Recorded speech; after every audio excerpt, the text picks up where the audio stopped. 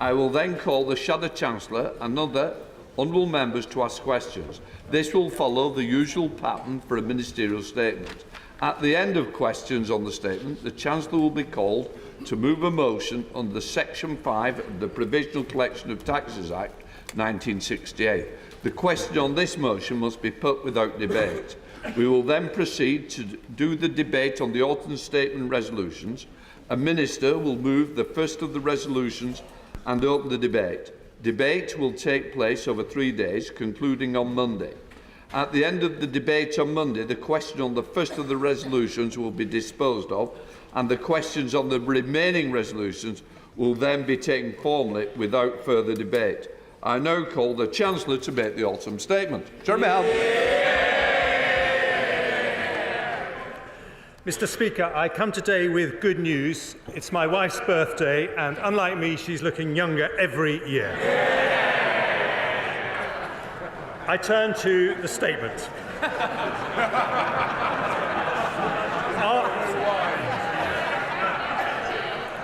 After a global pandemic and energy crisis, we have taken difficult decisions to put our economy back on track. We've supported families with rising bills, cut borrowing and halved inflation. Rather than a recession, the economy has grown. Rather than falling as predicted, real incomes have risen. Our plan for the British economy is working, but the work is not done.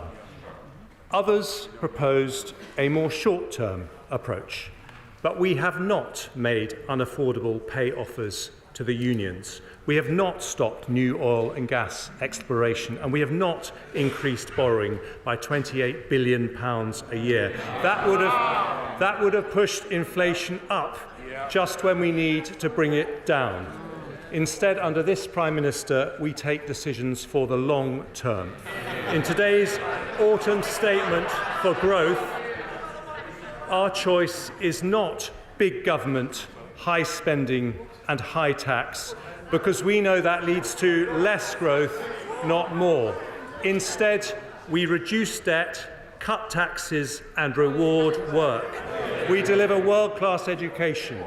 We build domestic sustainable energy, and we back British business with 110 growth measures. Don't worry, I'm not going to go through them all, but well, I will if you like. But in summary, Mr. Speaker, they remove planning red tape, they speed up access to the national grid, they support entrepreneurs raising capital, they get behind our fastest growing industries, they unlock foreign direct investment, they boost productivity, they reform welfare, they level up opportunity to every corner of the country, and they cut business taxes. The Office for Budget Responsibility say that the combined impact of these measures will raise business investment, get more people into work, reduce inflation next year and increase GDP. But Conservatives also know that a dynamic economy depends on the energy and enterprise of people more than any diktats or decisions by ministers. So today's measures do not just remove barriers to investment, they reward effort and work. And I'll go through the measures in 3 parts. In the first, I'll use updated OBR forecasts to show the progress we're making against the Prime Minister's economic priorities. The second part sets out growth measures to back British business. Finally, I conclude with measures to make work pay. Before I start with the forecasts, I want to express my horror at the murderous attack on Israeli citizens on October the 7th and the subsequent loss of life on both sides. I will remember for the rest of my life, as I know many other honourable members will, being taken to Auschwitz by Rabbi Barry Marcus and the remarkable Holocaust Educational Trust. But I'm deeply concerned about the rise of anti-Semitism in our country. So I'm announcing up to £7 million over the next 3 years for organisations like the Holocaust Education Trust to tackle anti-Semitism in schools and universities. I will also repeat the £3 million uplift to the Community Security Trust. When it comes to anti-Semitism and all forms of racism, we must never allow the clock to be turned back. I now move on to the OBR's economic and fiscal forecasts, and I thank Richard Hughes and his team for their sterling work in preparing them. 3 of my right honourable friend, the Prime Minister's 5 pledges at the start of the year were economic: to halve inflation, grow the economy and reduce debt. Today I can report to the House that we are delivering on all 3. Yeah. Let's start with inflation. Now, the Shadow Chancellor didn't mention it in her conference speech. My conference speech was before hers, so all she had to do was a bit of copying and pasting, which I've heard she's good at.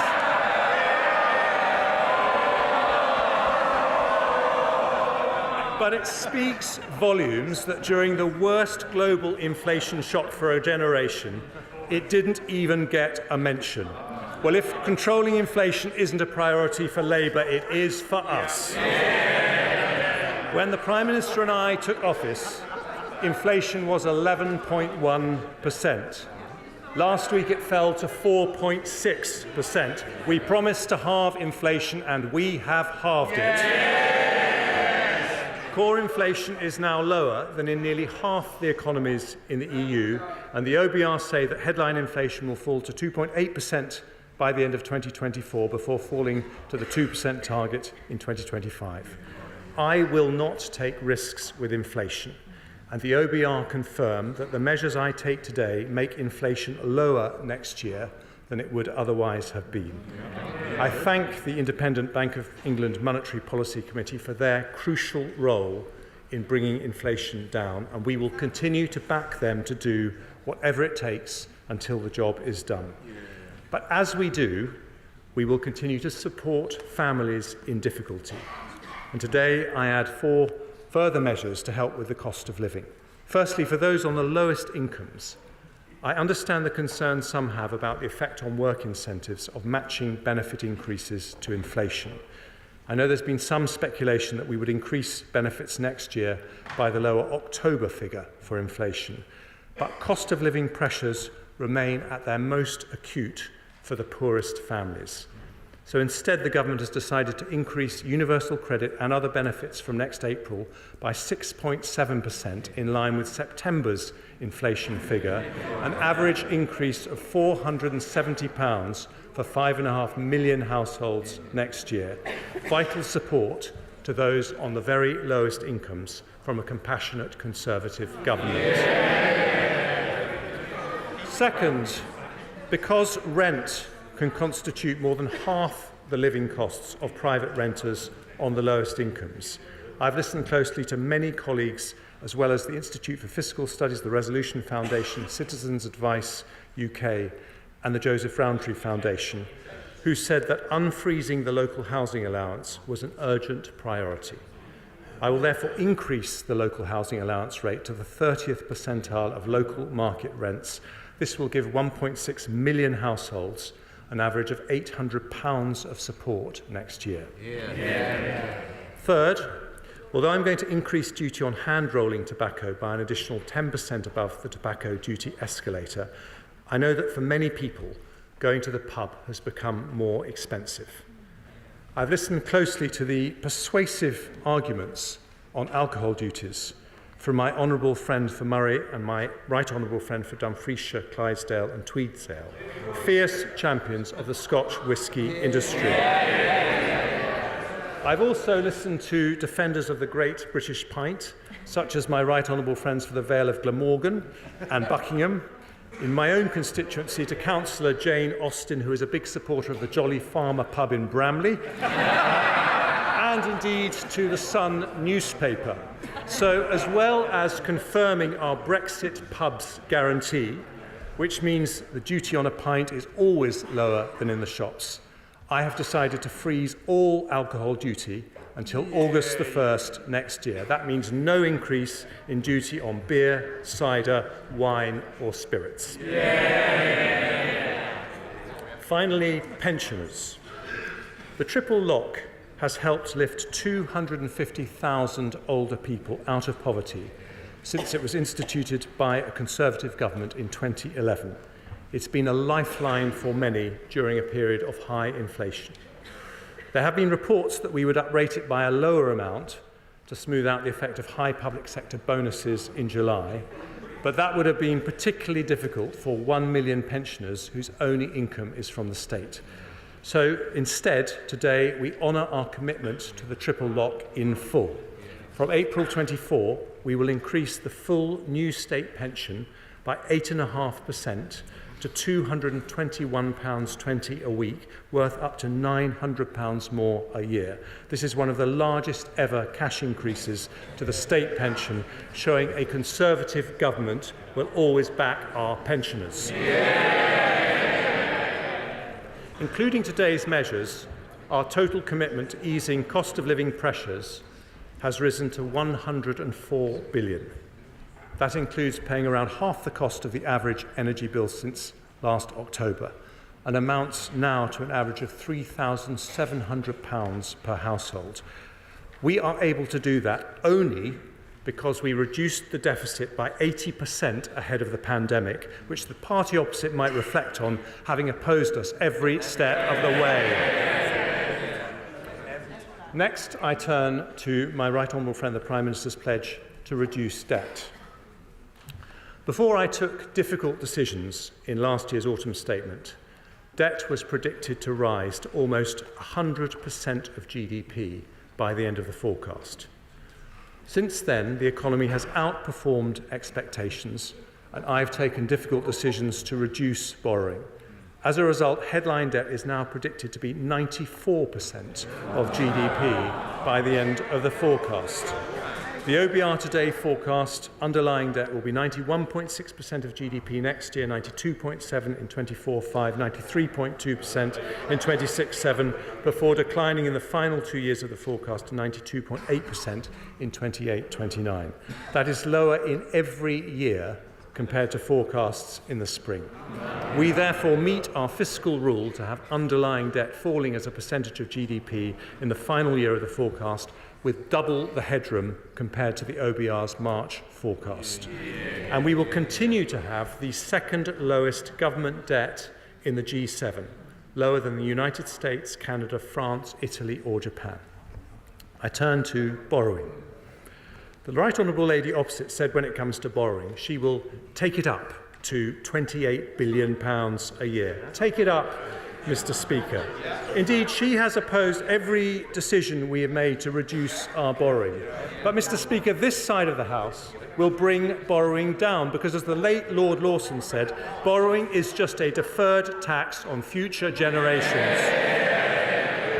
Now, I see the Leader of the Opposition shaking his head. In fact, we do have something in common. Both he and I wanted to make a Jeremy Prime Minister.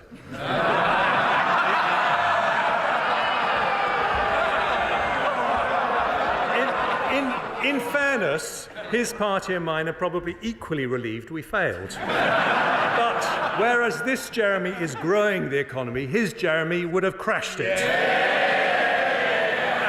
And the numbers...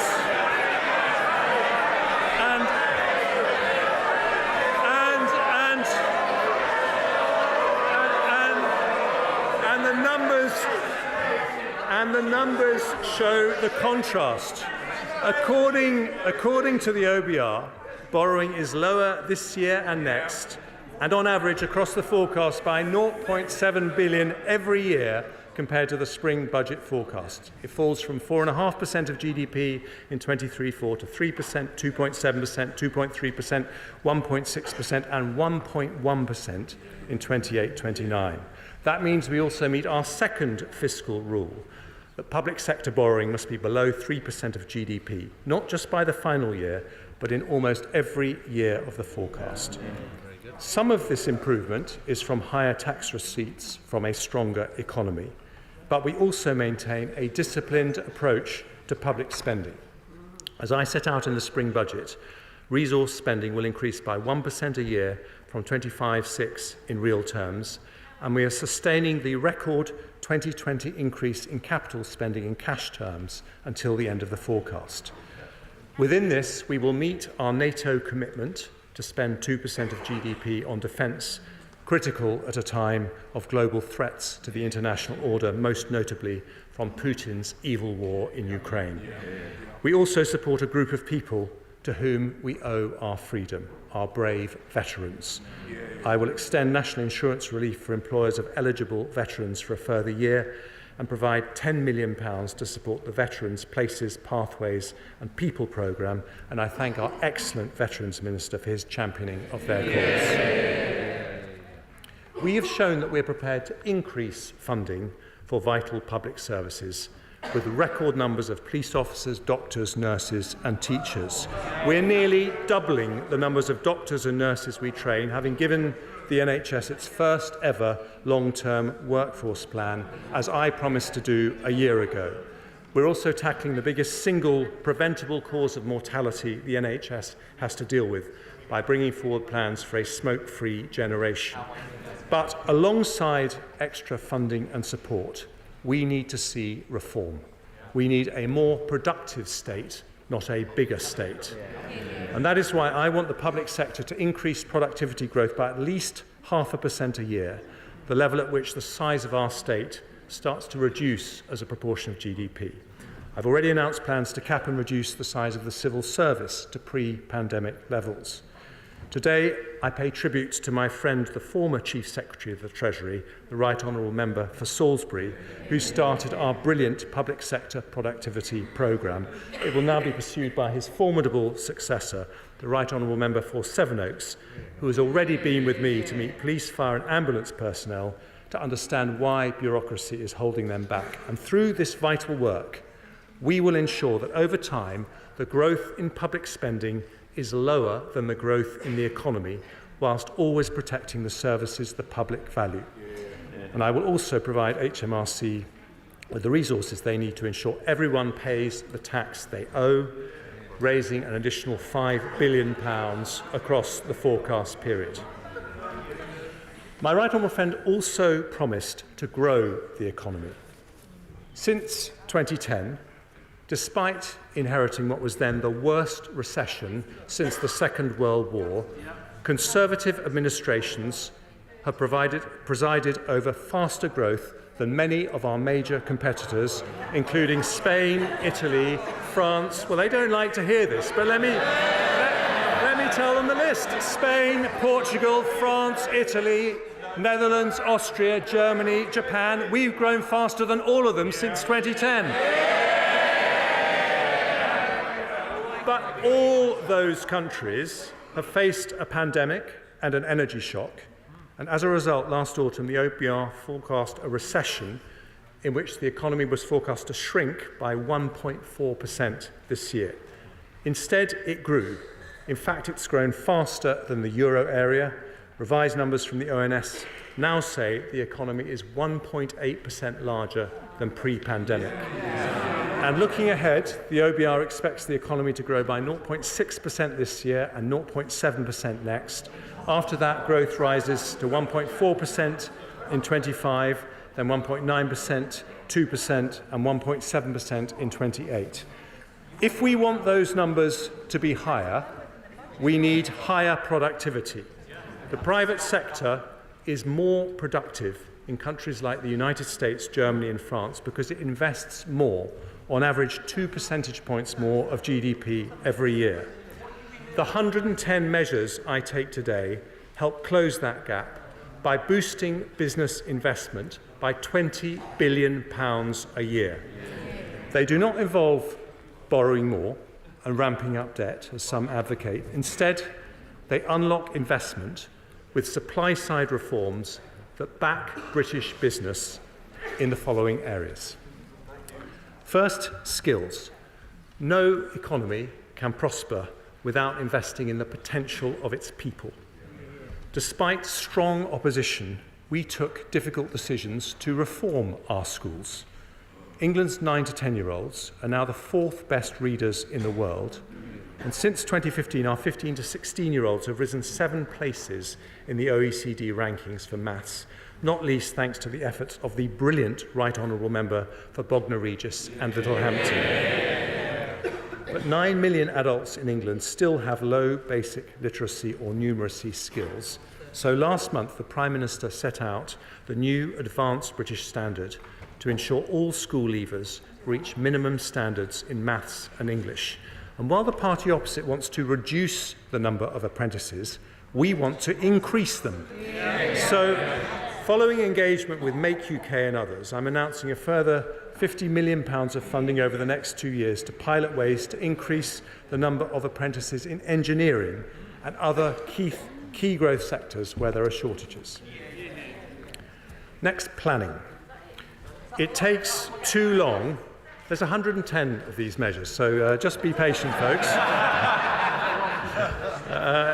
I move on to planning. It takes too long to approve infrastructure projects and business planning applications. Many businesses say they would be willing to pay more if they knew their application would be approved faster.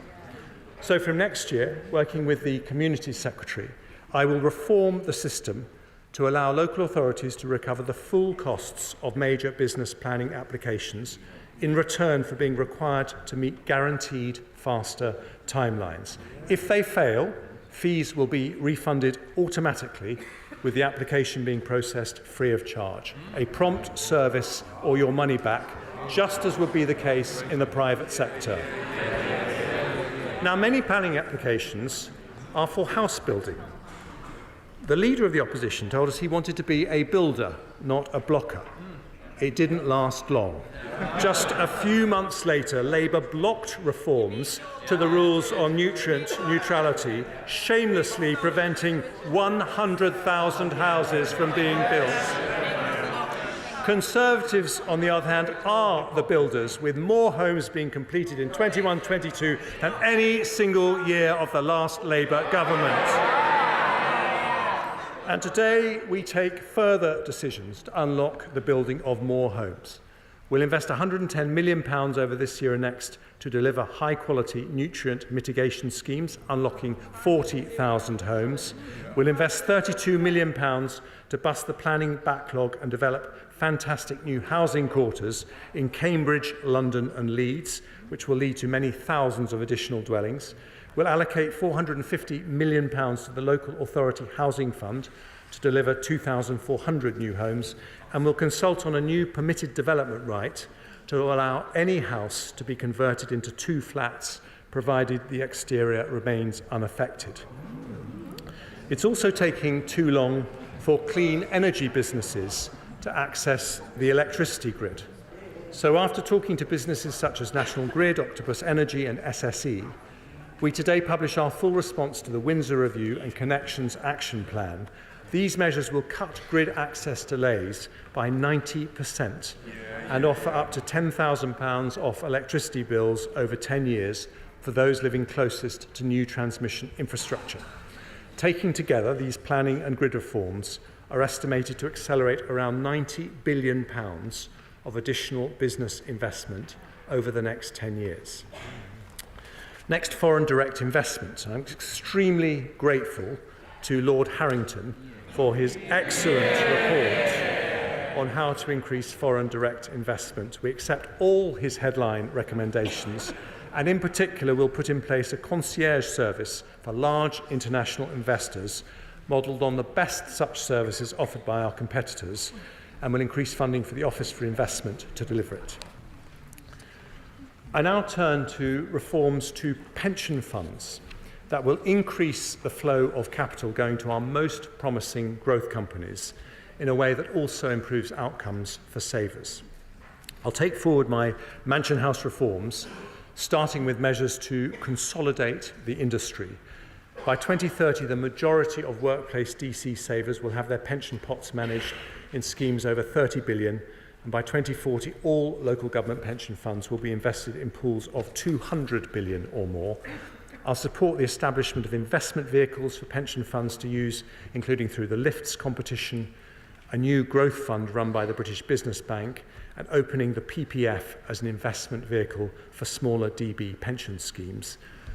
I will also consult on giving savers a legal right to require a new employer to pay pension contributions into their existing pension pot if they choose, meaning people can move to having one pension pot for life. These reforms could unlock an extra £75 billion of financing for high-growth companies by 2030 and provide an extra £1,000 a year in retirement for an average earner saving from 18. Alongside this, I'm also proposing further capital market reforms to boost the attractiveness of our markets and make sure the UK remains one of the most attractive places to start, grow and list a company. And as part of this, I will explore options for a NatWest retail share offer in the next 12 months, subject to market conditions and achieving value for money. It's time to get Sid investing again. Yeah. Next, I move on to measures to support our most innovative industries. In the last decade, under Conservatives, we have grown to become the third largest technology sector in the world, double the size of Germany, 3 times the size of France, the biggest life science industry in Europe, Europe's third largest generator of renewable electricity after Germany and Norway, and the 8th largest manufacturer in the world. When it comes to tech, we know that AI will be at the heart of any future growth. I want to make sure our universities, scientists, and startups can access the compute power they need. So building on the success of the supercomputing centres in Edinburgh and Bristol, I'll invest a further £500 million over the next 2 years to fund further innovation centres to help make us an AI powerhouse. Our creative industries already support Europe's largest film and TV sector. This year's all-Californian blockbuster Barbie was filmed in the constituency of the Honourable Member for Watford, where, of course, the sun always shines. I know that even more could be invested in visual effects if we increase the generosity of the film and high-end TV tax credits, so I'll today launch a call for evidence on how to make that happen. British-discovered vaccines and treatments saved more lives across the world during the pandemic than those from any other country, and I'm incredibly proud of our life sciences industry. To further support research and development, I'm creating a new simplified R&D tax relief, combining the existing R&D expenditure credit and SME schemes. I'll also reduce the rate at which loss-making companies are taxed within the merged scheme from 25% to 19%, and lower the threshold for the additional support for R&D intensive loss-making SMEs that I announced in the spring to 30%, benefiting a further 5,000 SMEs. And because 2028 marks the centenary of the invention of penicillin by Alexander Fleming, I'm giving £5 million to Imperial College and Imperial College Healthcare NHS Trust to set up a Fleming Centre to inspire the next generation of world-changing innovations. For our advanced manufacturing and green energy sectors, international investors say the biggest thing we could do is to announce a longer-term strategy for their industries. So with the Secretaries of State for Business and Trade and Energy Security and Net Zero, I'm today publishing those plans. I confirm that we'll make available £4.5 billion of support over the 5 years to 2030 to attract investment into strategic manufacturing sectors. That includes support of £2 billion for zero-emission investments in the automotive sector, something that's been warmly welcomed by Nissan and Toyota, £975 million for aerospace, building on decades of success from firms like Airbus and Rolls-Royce, and £520 million for life sciences to build on the strength of world-class British pharma companies like AstraZeneca and GSK. We'll also provide £960 million for the new Green Industries Growth Accelerator focused on offshore wind, electricity networks, nuclear, CCUS and hydrogen. These targeted investments will ensure the UK remains competitive in sectors where we're already leaders and innovative in sectors where we're not. And taken together across our fastest growing innovation sectors, this support will attract an estimated £2 billion of additional investment every year over the next decade. One of the reasons we support our manufacturing and clean energy sectors is they help to level up growth across the United Kingdom. So I now turn to further levelling up measures. In the spring, I announced we'd deliver 12 new investment zones, 12 mini Canary Wharfs, where government, industry and research institutes collaborate across the UK. Since then, the Exchequer Secretary, the Honourable Member for Grantham and Stamford, has done outstanding work across government to bring this vision to fruition.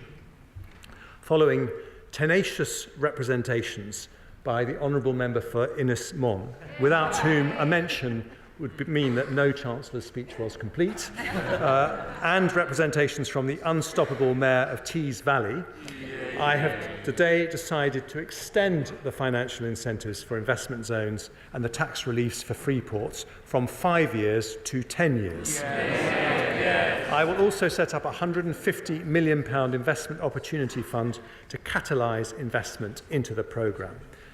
Now, on Monday, I confirmed a new investment zone in West Yorkshire. Today, having listened to representations from the West Midlands Salesman-in-Chief Andy Street, as well as the Honourable Member for Mansfield and the Honourable Member for Bury North, I am announcing 3 further investment zones focused on advanced manufacturing in the West Midlands, East Midlands and Greater Manchester. Together, local partners expect these will help catalyse over £3 billion of private investment and 65,000 new jobs. And having listened to the Honourable Member for Wrexham and the Honourable Member for Clwyd South, I can announce a second investment zone in Wales in the fantastic region of Wrexham and Flintshire, which I will visit tomorrow. We're publishing new devolution deals with 4 areas, including Hull and East Yorkshire, and offering devolved powers to even more county areas. One of those areas will be the leafiest and most charming county in the country, namely Surrey, where, of course, the Leader of the Opposition grew up. We don't get everything right.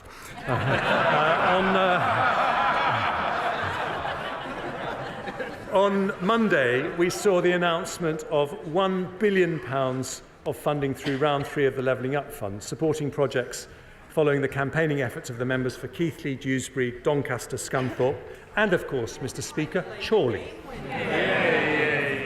I can also confirm that we will proceed with over £50 million of funding for high-quality regeneration projects in communities such as Bolsover, Monmouthshire, Warrington and Eden Valley, all of which have particularly effective local MPs as their champions.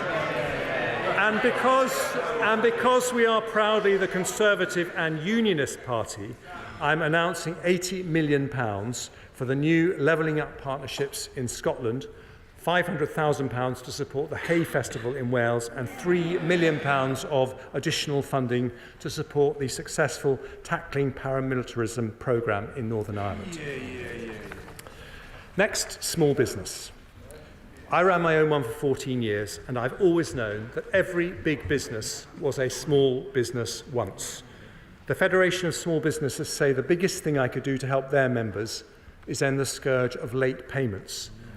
The Procurement Act we've passed means that the 30-day payment terms, which are already set for public sector contracts, will automatically apply throughout the subcontract supply chain. But from April 24, I'll also introduce a condition that any company bidding for large government contracts should demonstrate they pay their own invoices within an average of 55 days, which will reduce progressively to 30 days. Any small business will also tell you the biggest frustration they have is the tax you pay before making a penny of profit, not least business rates. Now, the government has already taken a third of properties out of rates completely through small business rates relief. We've frozen the tax rate for the last 3 years at a cost of £14.5 billion. We've removed downwards caps from transitional relief. And for retail, hospitality and leisure businesses, we've introduced a 1-year 75% discount on business rates up to £110,000. And those measures have saved the average independent shop over £20,000. It's not possible to continue with temporary support measures forever. But whilst the standard multiplier, which applies to high-value properties, will rise in line with inflation, I have today decided that we will freeze the small business multiplier for a further year. And following extensive discussions with the FSB and many colleagues in this House, I've also decided to extend the 75% business rates discount for retail, hospitality and leisure for another year.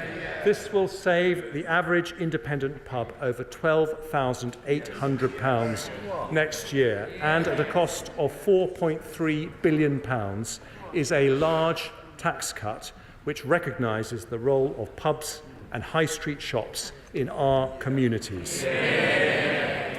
I thank the members for Stockton South, Barrow and Furness and East Devon for their tenacious campaigning on this issue. And finally, Mr. Speaker, I turn to the smallest of all businesses, those run by the self-employed. These are the people who literally kept our country running during the pandemic. The plumbers who fixed our boilers in lockdowns, the delivery drivers who bought us our shopping, the farmers who kept food on our plates. As part of our plans to grow the economy, I want to reform and simplify taxes paid by the self-employed. So today I'm announcing a major reform of one of those taxes. It's one most people haven't heard of, but it's a big deal for those who have to pay it. Class 2 national insurance is a flat rate compulsory charge, currently £3.45 a week, paid by self-employed people earning more than £12,570, which gives state pension entitlement. Today, after careful consideration and in recognition of the contribution made by self-employed people to our country, I can announce that we are abolishing Class 2 national insurance altogether, saving the average self-employed person £192 a year. Access to entitlements and credits will be maintained in full, and those who choose to pay voluntarily will still be able to do so. But this change simplifies and cuts tax for nearly 2 million self-employed people, whilst protecting the interest of those on the lowest pay. And because we value their work, I'm taking one further step for the self-employed. They also pay Class 4 national insurance at 9% on all earnings between £12,570 and £50,270. Today, I've decided to cut that tax by 1 percentage point to 8% from April. Taken together with the abolition of the compulsory Class 2 charge, these reforms will save around 2 million self-employed people an average of £350 a year from April. Mr. Speaker, we're backing small business by freezing their business rates, extending retail, hospitality and leisure relief, abolishing compulsory Class 2 national insurance payments and reducing Class 4 national insurance by 1 percentage point in today's autumn statement for growth. Small businesses work so hard for us, and a Conservative government today is working hard for them. I turn now to my final measure to back British business, Mr. Speaker. As I said, since 2010, we have seen the second highest growth in investment of any G7 country. However, if we're to raise productivity, we need to increase business investment further. In 2021, my right honourable friend, the Prime Minister, introduced the super deduction for large businesses to further stimulate business investment. And this spring, I introduced full expensing for 3 years. This means that for every £1 million a company invests, they get £250,000 off their tax bill in the very same year. The CBI, Make UK, the BCC, Energy UK, and 200 other business leaders from companies including BT, Openreach, Siemens and Bosch have said that making this measure permanent would be the single most transformational thing I could do for business investment and growth. The Centre for Policy Studies say it would maximise business investment, boost productivity and deliver higher levels of GDP. But because it costs £11 billion a year, I made clear that I would only do so when it was affordable. Well, with inflation halved, borrowing down and debt falling, today I deliver on that promise. I will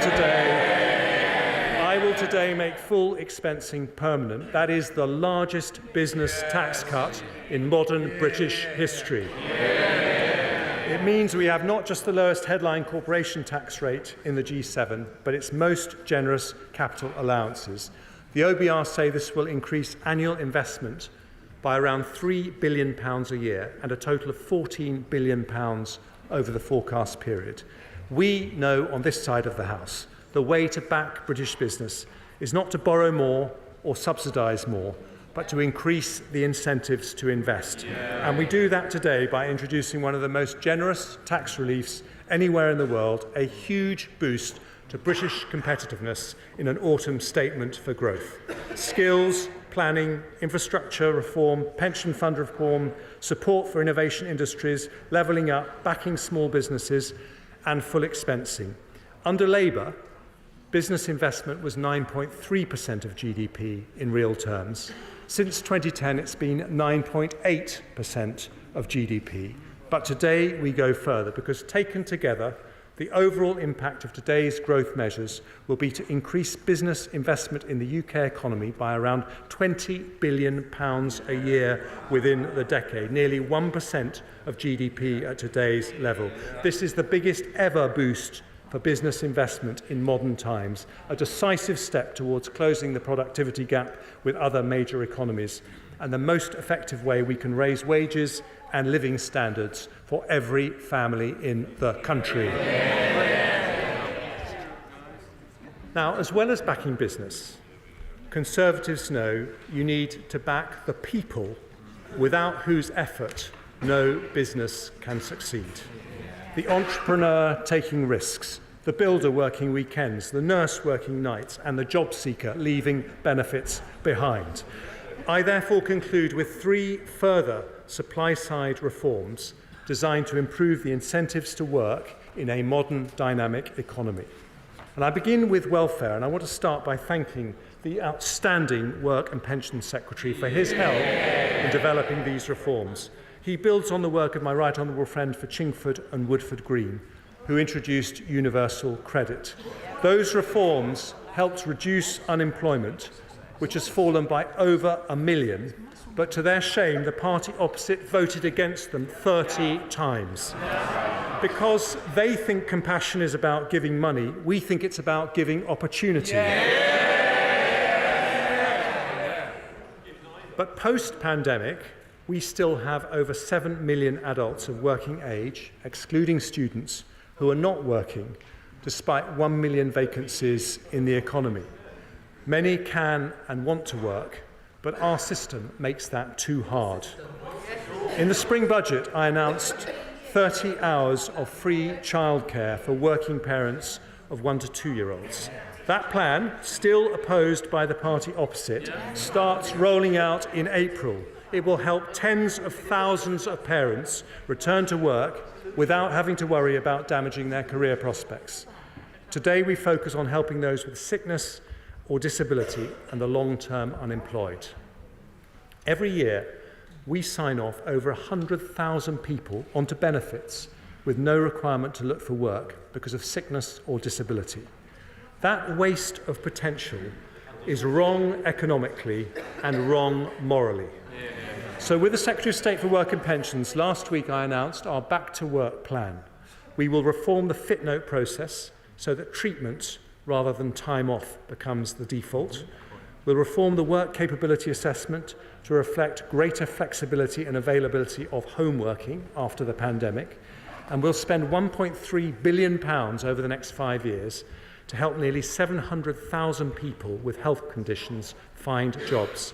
Over 180,000 more people will be helped through the Universal Support Programme, and nearly 500,000 more people will be offered treatment for mental health conditions and employment support.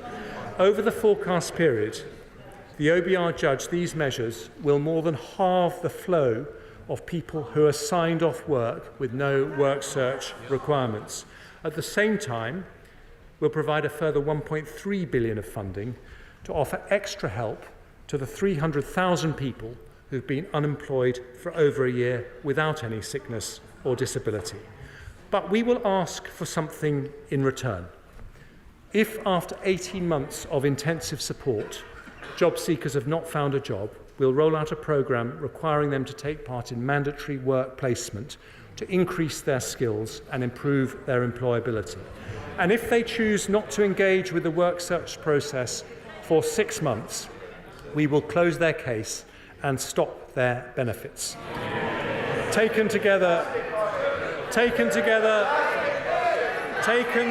with the labour supply measures I announced in the spring, the OBR say we will increase the number of people in work by around 200,000 at the end of the forecast period, permanently increasing the size of the economy.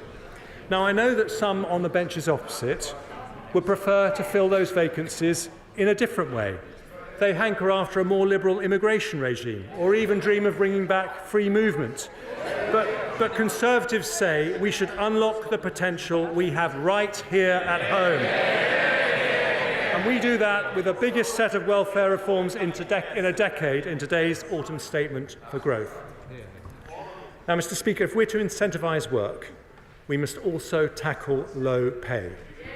People who get up early, put in the hours and work hard for their families deserve to be paid fairly. Since 2010, those on the minimum wage, now the national living wage, have seen their hourly wage go up from £5.80 an hour to £10.42 an hour. That's a real terms increase of more than 20%. Because we've also doubled the threshold at which you pay tax or national insurance, their after-tax income has gone up not by 20%, but by 25%, more than any other income group. Today, I confirm we'll go further and accept the Low Pay Commission recommendation to increase the national living wage by 9.8% to £11.44 an hour.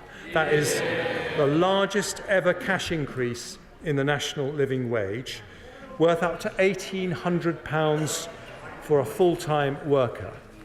And since the national living wage has been introduced, the proportion of people on low pay, defined as earning less than 2/3 of national median hourly income, has halved. But at the new rate of £11.44 an hour, it delivers our manifesto commitment to eliminate low pay altogether. That means by next year, someone working full-time on the national living wage will see their real take-home after-tax pay go up not by 25%, but by 30% compared to 2010. And that is the difference. The party opposite tried to reduce poverty by tinkering with benefits and tax credits. They wanted to move people from just below the poverty line to just above it. But Conservatives know the best way to tackle poverty is through work. By reforming the welfare system, reducing workless households and tackling low pay, we have helped lift 1.7 million people out of absolute poverty since 2010, because a central part of our plan for growth is to make work pay. And so, Mr. Speaker, to the final supply-side measure in today's autumn statement for growth. Because of the difficult decisions that we've taken in the last year, today's OBR forecast shows that borrowing will be lower than forecast in the spring. Debt as a proportion of GDP will be lower than forecast in the spring. Inflation will continue to fall, and our fiscal headroom has doubled. I said I would cut taxes when we could, but only responsibly and only in a way that did not fuel inflation. The OBR today confirm I can deliver a package which does that. For businesses, I've today delivered the biggest business tax cut in modern British history, with the most competitive investment allowances of any large economy. For the self-employed, I've simplified and reformed their taxes by abolishing the compulsory Class 2 charge and cutting Class 4 national insurance. But high employment taxes on 27 million people working in the public and private sectors also disincentivise the hard work we should be encouraging. On top of income tax at 20%, they pay 12% national insurance on earnings between £12,570 and £50,270. That is a 32% marginal tax rate. If we want people to get up early in the morning, if we want them to work nights, if we want an economy where people go the extra mile and work hard, then we need to recognise that their hard work benefits us all. So today, Mr. Speaker, I'm going to cut the main 12% rate of employee national insurance. If I cut it by 1 percentage point to 11%, that would be an extra £225 in the pockets of the average worker every year. But instead, I'm going to go further and cut the main rate of employee national insurance by 2 percentage points from 12% to 10%. That change will help 27 million people. It means someone on the average salary of £35,000 will save over £450. For the average nurse, it's a saving of £520.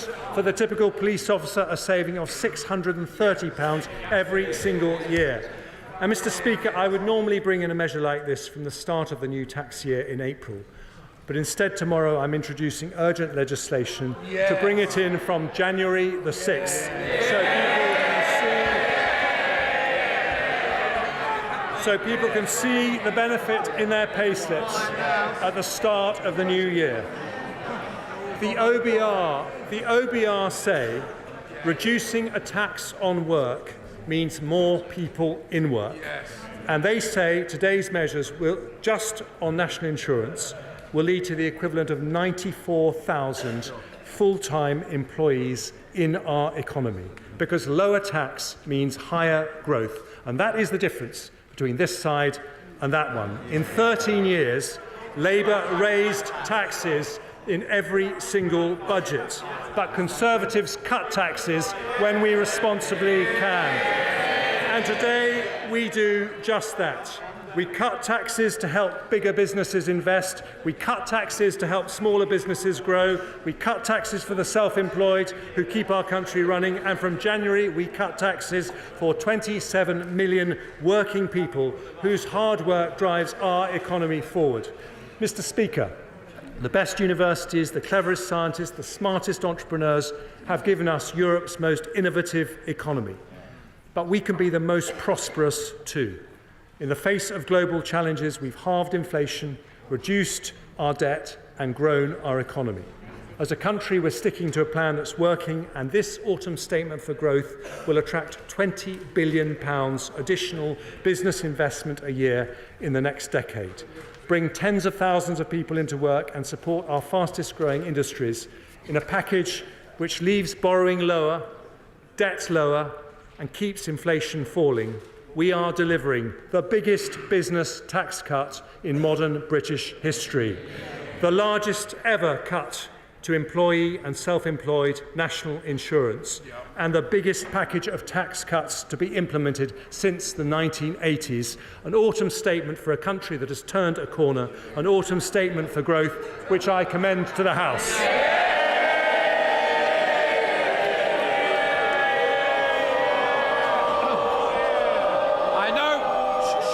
I now call the Shadow Chancellor of the Exchequer, Rachel Reeves. Thank you, Mr. Speaker. Today, the Chancellor